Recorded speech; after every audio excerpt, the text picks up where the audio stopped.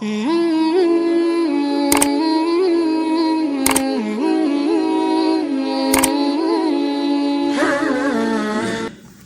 و نصلی علی رسول الکریم اما بعد عن ابی ہریرہ رضی اللہ تعالی عنہ قال سمعت رسول اللہ صلی اللہ علیہ وسلم فیقول لا تقوم الساعة حتى يقاتل المسلمون اليهود فيقتلهم المسلمون حتى يختبئ اليهودي من وراء الحجر والشجر فيقول الحجر والشجر يا مسلم يا عبد الله هذا يهودي فهي فتعالى فاقتله إلا الغرقد من شجر اليهود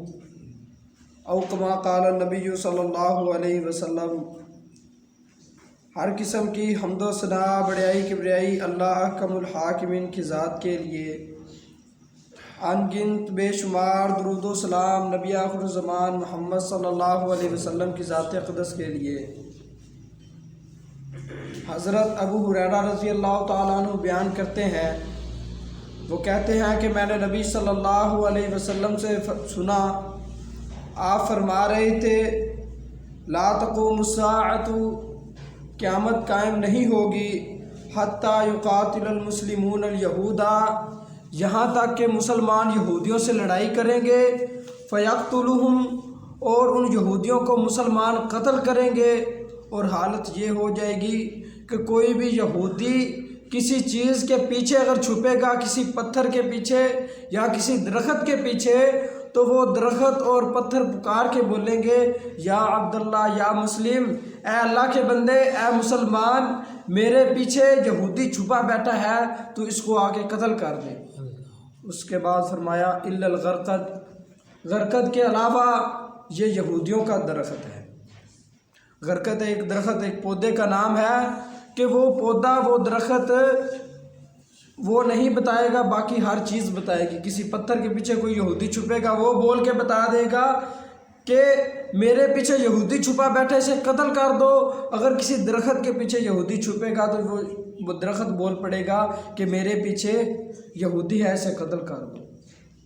کہ قیامت سے پہلے بے جان چیزیں انسانوں سے باتیں کرنا شروع کر دیں گی۔ اللہ کے نبی صلی اللہ علیہ وسلم کی دوسری حدیث، ابو ہریرہ رضی اللہ تعالیٰ، ابو سعید خدری رضی اللہ تعالیٰ عنہ اس حدیث کو بیان کرتے ہیں، ترمذی میں یہ حدیث صحیح سند کے ساتھ موجود ہے۔ نبی صلی اللہ علیہ وسلم نے فرمایا قیامت قائم نہیں ہوگی یہاں تک کہ درندے انسانوں سے بات کرنے لگ پڑے، کہ قیامت سے پہلے درندے جو ہیں وہ انسانوں سے باتیں کریں گے۔ آدمی کی جو چھڑی ہے، چھوٹی ہے، اس کے اوپر جو چھلکا ہوتا ہے، وہ چھلکا آدمی سے بات کرے گا، اور جوتے کا تسمہ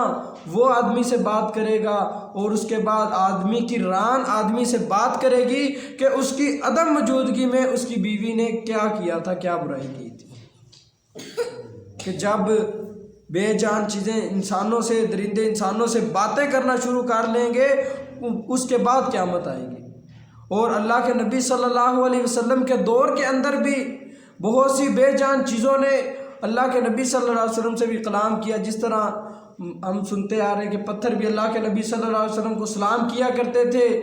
درخت بھی، اور اسی طرح وہ کھجور کا تنا جس کے اوپر اللہ کے نبی صلی اللہ علیہ وسلم بیٹھ کر خطبہ دیا کرتے تھے، صحابہ کو درس دیا کرتے تھے، واعظ و نصیحت کیا کرتے تھے، تو جب ایک عورت نے اس کے مقابلے میں ایک ممبر بنوا کر نبی صلی اللہ علیہ وسلم کو دیا، تو نبی صلی اللہ علیہ وسلم اس ممبر پر پھر خطبہ دینا شروع کر دیا، تو بچے کے رونے کی آواز کی طرح آواز آ رہی تھی، آس پاس کوئی بچہ بھی نہیں تھا، تو اللہ کے نبی صلی اللہ علیہ وسلم کو سمجھ آ گئی کہ یہ وہی کھجور کا تنا رو رہا ہے میری جدائی کے غم میں، کہ جس کے اوپر میں بیٹھ کر بیان کیا کرتا۔ اس کے بعد نبی صلی اللہ علیہ وسلم اس کے پاس جاتے ہیں، اس کو تھپکی دے کر چپ کرواتے ہیں۔ اور اسی طرح ہم مشہور حدیثیں ہیں، سنی ہوئی ہے کہ ایک اونٹ اللہ کے نبی صلی اللہ علیہ وسلم کے پاس آتا ہے اور آ کر شکایت کرتا ہے کہ میرا مالک جو ہے وہ مجھ سے کام زیادہ لیتا ہے، اور مجھے جو کھانا ہے، چارہ ہے اور آرام جو ہے وہ مجھے کم دیتا ہے۔ تو اللہ کے نبی صلی اللہ علیہ وسلم نے اس کے مالک کو بلا کر اس کو خبردار کر دیا کہ آئندہ سے تم نے یہ نہیں کرنا، تیرے اونٹ نے مجھے شکایت لگائی۔ تو اسی طرح قرآن مجید میں بھی سورۃ نمل میں اللہ تعالیٰ فرماتے ہیں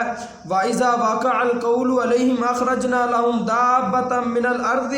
تُكَلِّمُهُمْ أَنَّ النَّاسَ كَانُوا بِآيَاتِنَا لَا يُوقِنُونَ۔ اللہ تعالیٰ قرآن مجید میں فرماتے ہیں کہ جب اللہ تعالیٰ کول کو واقع کر دیں گے، کول سے مراد اللہ تعالیٰ جب اپنی قیامت کا فیصلہ کریں گے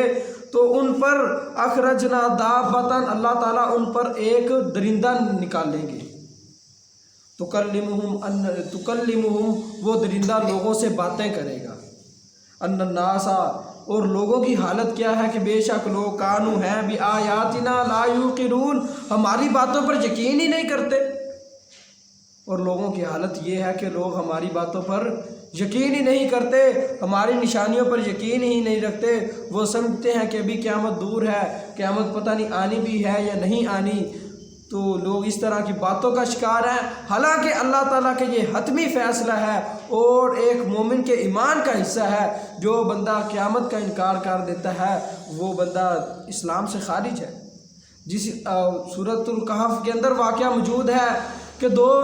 بھائی تھے، ایک غریب تھا ایک امیر تھا، جو غریب تھا اس کے پاس دولت بھی کم تھی، اولاد بھی کم تھی، اور جو امیر تھا اس کے پاس دولت بھی زیادہ تھی، اولاد بھی زیادہ تھی۔ اللہ تعالیٰ نے اس کو ایک بہترین باغ دیا ہوا تھا، بہت ہی پیارا، ہر قسم کا پھل درخت اس کے اندر موجود تھا، بہت ہی پیارا باغ تھا، اور اس کے نیچے سے نہر یا پانی گزرتا تھا۔